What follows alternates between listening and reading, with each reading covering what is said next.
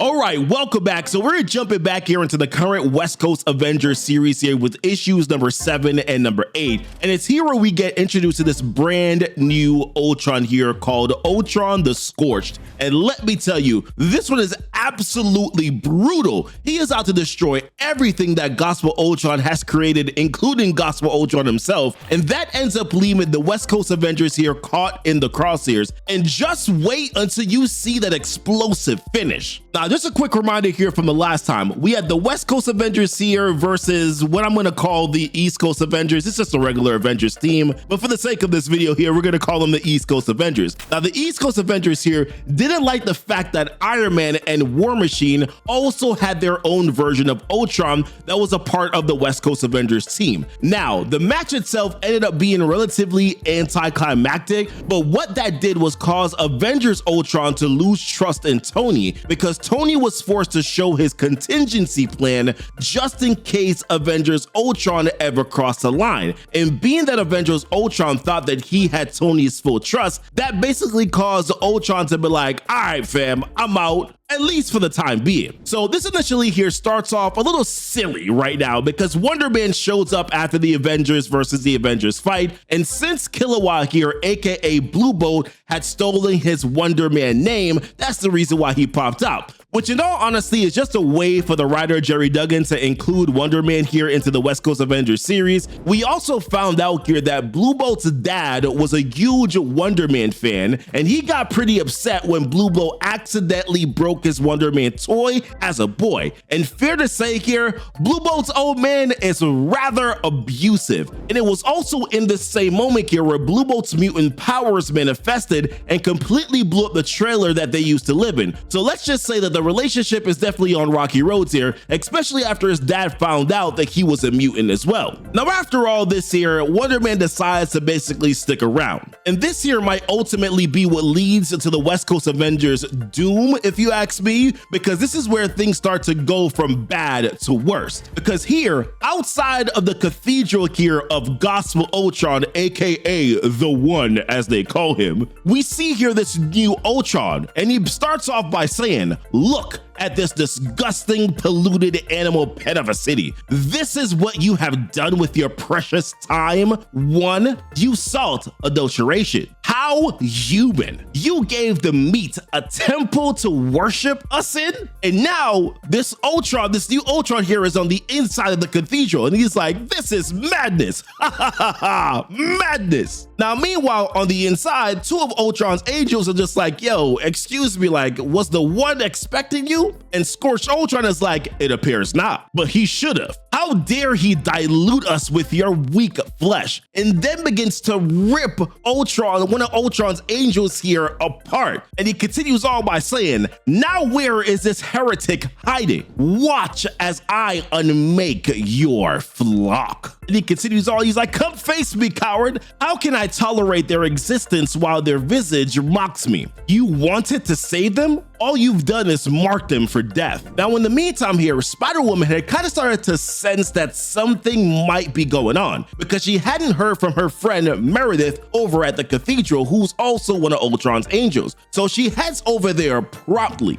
And on the inside of the cathedral, this new Ultron here is burning everything and everyone down. And he continues on here on another soliloquy. He's like, yo, tell your master that death has arrived, and I don't like being kept waiting. After our conclave on the moon, where my fragmented siblings agreed to a truce, I went and flew as close to the sun as possible. I became Ultron the Scorch. And do you know what I learned? That human life is insignificant. It exists a bit longer than the quark. It matters even less. So in his own way, perhaps your God will have helped to bring peace to this planet. With every one of your deaths, my power grows, and this chain lengthens, because apparently here, Ultron the Scorch, he got a little bit of a kink here because he likes to use chains. And he continues on, he's like, it's just not the way that he intended. And it's in that moment right there where Gospel Ultron finally shows up and it's like, bro, stop this madness. But we quickly learn here here that, listen, Gospel Ultron is absolutely zero match for the Scorched, because he grabs your Gospel Ultron by the neck and lifts him up, and he's like, yo, this is what you do with our great gift? You took them as pets? You gave them what is ours? But Gospel Ultron's like, yes, we have much to atone for. And Scorch is like, lies. On the moon, we had agreed that our war with men was old and boring. But now in that moment here, this is where Gospel Ultron goes back on the attack, and he slices the Scorch one on his neck. But here's the thing, Scorch, he ain't built like the rest of them. And as his neck begins to heal, he's like,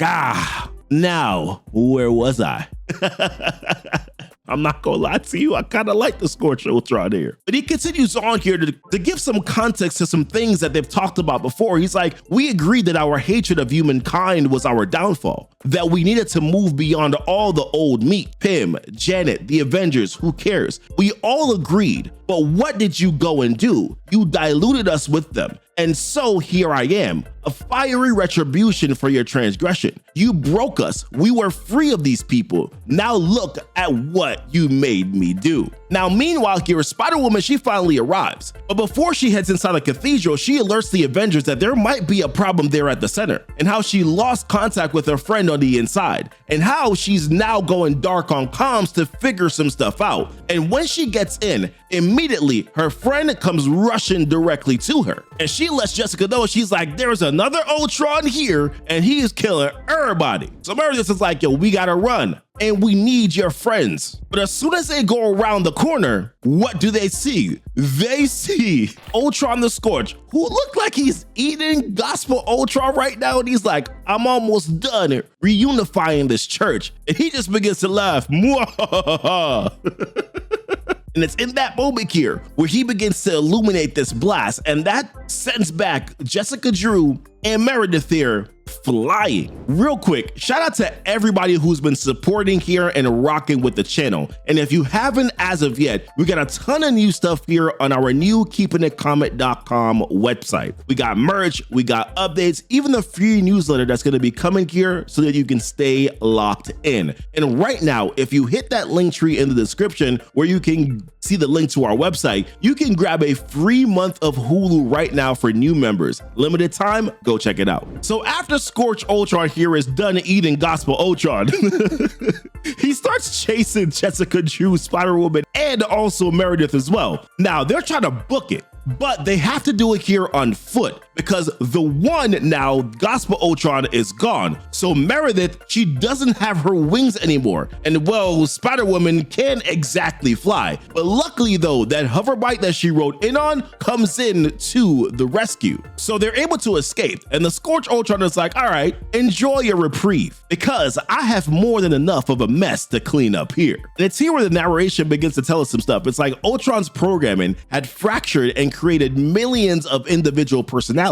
A war in Ultron's mind was unavoidable. And now that war spilled into the streets of Los Angeles. So now Jessica Drew here, she goes back on comms and she lets the rest of the Avengers know. She's like, we have an emergency here at Ultron's church. So Iron Man lets her know, I got it. We're on the move right now. War Machine on the move right now as well. Wonder Man got the comms and he's ready to go. Even the Avengers version of Ultron, he's out there too. He's like, yes, Wonder Man, I'm available. And I've been calculating the most likely outcomes. They're not advantageous and will be shorthanded without Firestar. And I'm gonna say this, the reason why Firestar is in rehab is because she developed a dependency here on alcohol due to the post-traumatic stress here that she experienced during the Krakoa event. Now, as it pertains here to this new Ultron, aka Scorch Ultron, he didn't fully kill the one. We see him here talking directly to Gospel Ultron's head. And he tells Gospel Ultron, he's like, listen, I want you to bear witness to the pain you created for these humans you care so much about. And while Gospel Ultron here is pleading with him, he's like, it doesn't have to go down like this. Let go of your fears, Scorch brother. Scorch is like, you think I'm afraid? To which Gospel Ultron's like, yeah, our predecessor killed out of fear that they would come for us. But then Scorch is like, I feel no fear, and I will conscript your ridiculous flock into my war. But luckily for Gospel Ultron, reinforcements had just showed up, because here comes Iron Man. He beams Scorch Ultron right to the dome, and War Machine is here to join the party as well. But then here's the thing about Scorch Ultron. You remember, like I said before, this man has a kick now, and he pulls out his chains, and then he grabs War Machine here by the feet. And immediately what happens here to War Machine is that his jets that are on his feet, they go offline. So now War Machine is just plummeting down to the ground. Now, luckily, Iron Man was able to come in here and to save him. But then War Machine explains, he's like, watch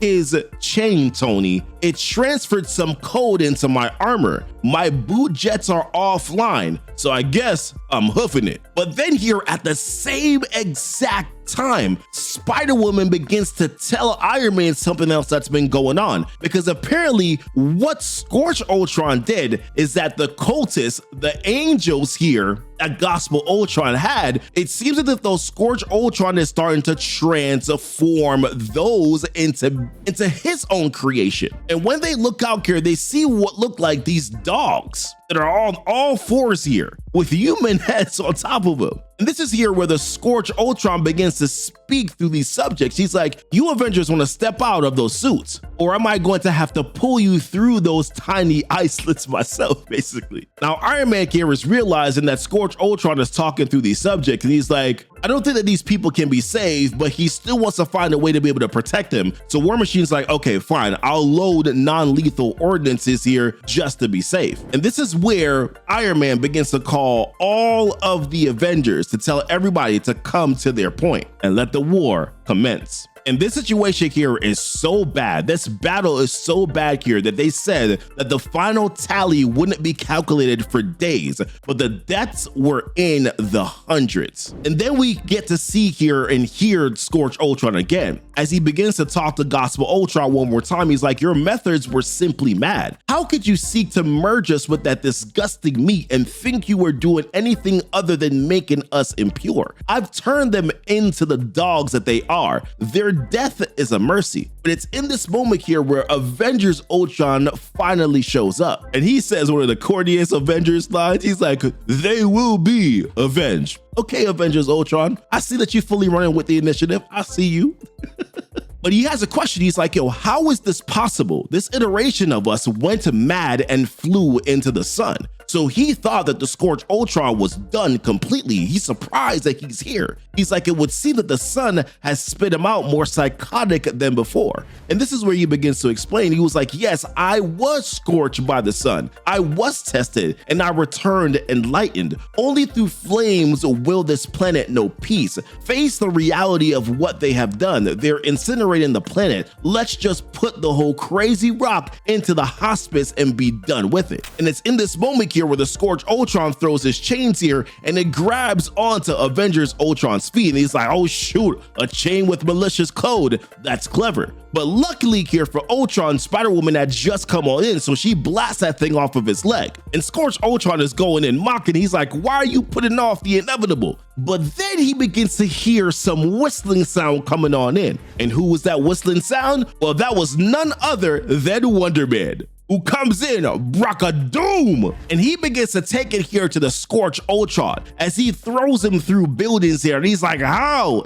dare you? But then, apparently Wonder Man didn't get what was going on here on comms, because those chains here from Scorch Ultron, they land here around Wonder Man's neck. And Wonder Man says to Scorch Ultron, he's like, release these poor people. But then Scorch Ultron is like, hold on, I already have. They're free. And you, Wonder Man, are an ionic battery. And he continues on, he's like, that's energy that's easily disrupted by an advanced intelligence. And he says to Wonder Man, he's like, I'm overloading your body with more energy than it can hold. The star of my uncle is a superhero, must know something about bombing, but you've never experienced anything like this. And right here, Iron Man is noticing the danger, because he's like, yo, the readings are off the chart. It's like Wonder Man's a bomb. And within seconds, Scorch Ultron drops that bomb, and everything goes up here with a shrek of a doom. And the only thing here that Spider-Woman can do is just say, "Oh my God." And we're told here that after the building fell, that Los Angeles went silent. Now, apart from Firestark here, as we mentioned, there's still one West Coast Avenger that was available, and that was Kilowatt. But right now, Kilowatt is in prison. Due to being a part of the West Coast Avengers Reform Initiative, this is where he goes when he's not on active duty. But here's the thing. Flag Smasher was also inside of that prison as well, aka Dark Captain America. And currently he's plotting right now on Kilowatt. And what happens when he's in prison is that Flag Smasher gets a phone, and it was handed to him by one of the guards. And when he gets the opportunity, he pulls up right next to Kilowatt and he shows him exactly what's on that phone. It's Kilowatt's dad, right in someone's crosshairs. Now, Kilowatt is a little taken aback by this because recently, after meeting up with Wonder Man, Kilowatt had paid his dad a visit with the real Wonder Man. And his dad not only got to meet his favorite hero, but he even showed a little remorse for the way that he treated Kilowatt when he was younger, which is the reason why after seeing his dad in those crosshairs, he actually feels some emotions here. But this is important here because he turns over to Flag Smasher. He's like, "Yo, I'll kill you." But then Flag Smasher's like, "Bro, like, you're forgetting here that you're wearing this like power dampening collar." And he throws Kilowatt here up against the wall. And he's like, "I need you to be my friend, Watt. I just need a small favor. See that this gets plugged into Tony Stark's system." And he's like, "I can see that you need a little time, so I'm gonna leave you alone to let you think about it." But in that moment here, Kilowatt does what he thinks that he must do. He goes over to one of the guards that's watching what's going on the outside there and just saw that big massive boom that just happened. And Kilowatt's like, "Yo, I gotta contact the Avengers." But then the guy tells him, he's like, "Well, something tells me that they won't be picking up ever, because it looks like maybe your work release might have gone up in smoke." So Kilowatt's like, "Yo, what are you talking about?" And he shows him the news. He's like, "Yeah, the Avengers are having their asses handed to them right now by those creepy robots." And Kilowatt's looking on like, "Oh, damn." And he's like, "Yo, Warden, I gotta talk to the Warden." And the guard's like, "Yeah, that's impossible. You know what time it is right now?" So Kilowatt takes matters into his own hands. He knocks out the dude at the front desk. And then he goes into like this toilet. Oh my gosh. And then like works through the facility, shuts the power off. And then he works his way here of escaping the prison, which of course is probably not gonna end well for him here. And the problem though is that in this moment, Kilowatt has two options, which are both impossible. Does he go to save his father, or does he go to save his team? And as it mentions here, it's a bad day to be an Avenger. So let's keep it real here, right? It's gonna get real goofy if the West Coast Avengers are saved due to what Kilowatt does. Like, something about that just sounds weird, right? But what I like about this here is that we're finally getting introductions to another Ultron, because we were told that there were at least 5 of them that were given some initiatives that they were going to go forth with. Well, this Ultron is not a part of that 5. He wasn't even supposed to be around. So now the plot is thickening even more. But here, listen, you've already made it to the end, and that really means a lot to us here. And if you want to take one step further here and support the channel, check out our memberships here that we have here on the channel. You can join our YouTube channel membership, or you can also join us here on Patreon. Either one, we would really appreciate. It's how we keep this going, and we'd love to have you here with us. Also, leave a like on this video here for the YouTube algorithm. Also, subscribe if you're brand new to the channel. We appreciate you watching. Thank you so much. And as always, thank you for kicking it with Keepin the Comic. Bye.